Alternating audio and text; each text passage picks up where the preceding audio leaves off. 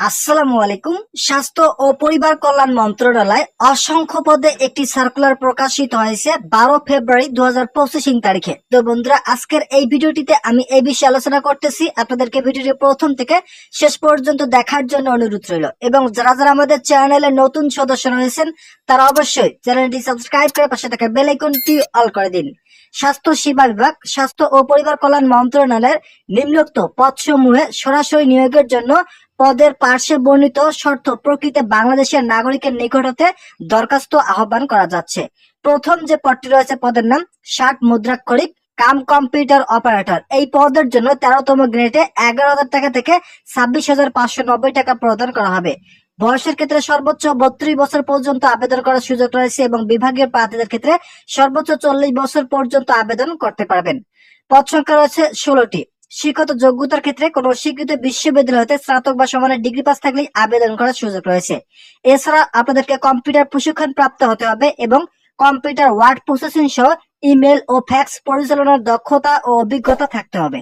60 লিপিতে সর্বনিম্ন গতি প্রতি মিনিটে ইংরেজিতে 70 শব্দ এবং বাংলায় 45 শব্দের গতি থাকতে হবে। এছাড়াও কম্পিউটার মুদ্রাক্ষরে সর্বনিম্ন প্রতি মিনিটে ইংরেজিতে 30 শব্দ এবং বাংলায় 25 শব্দের গতি থাকতে হবে।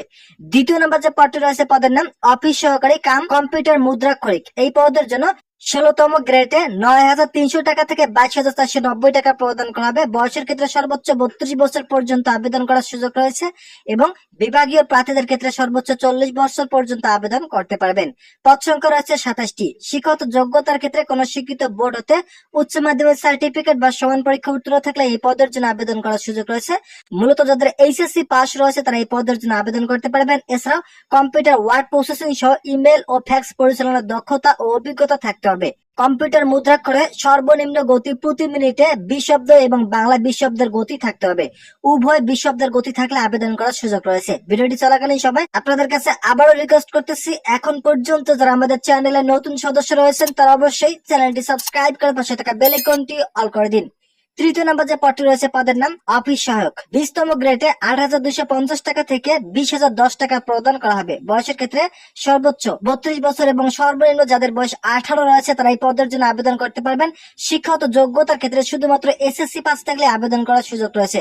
যাদের এসএসসি পাস রয়েছে তারা এই পদের জন্য আবেদন করতে পারবেন। তো বন্ধুরা, এখানে দেখতে পারতেছেন সকল জেলার প্রার্থী কিন্তু আবেদন করতে পারবেন, সেটা স্পষ্ট অক্ষরে লেখা রয়েছে। বয়সের ক্ষেত্রে 1-2-2025 তারিখের মধ্যে যাদের বয়স 18 থেকে 32 বছর রয়েছে তারা আবেদন করতে পারবেন। এছাড়াও বিভাগীয় প্রার্থীদের ক্ষেত্রে 1 এবং 2 পদের ক্ষেত্রে যারা বিভাগীয় প্রার্থী রয়েছেন তাদের ক্ষেত্রে 18 থেকে 40 বছর পর্যন্ত আবেদন করার সুযোগ রয়েছে। যারা তারা আবেদন করবেন তাদেরকে অবশ্যই এখানে যে লিঙ্কটি দেখতে পারতেছেন এই লিঙ্কের মাধ্যমে আবেদনটি সম্পন্ন করতে হবে।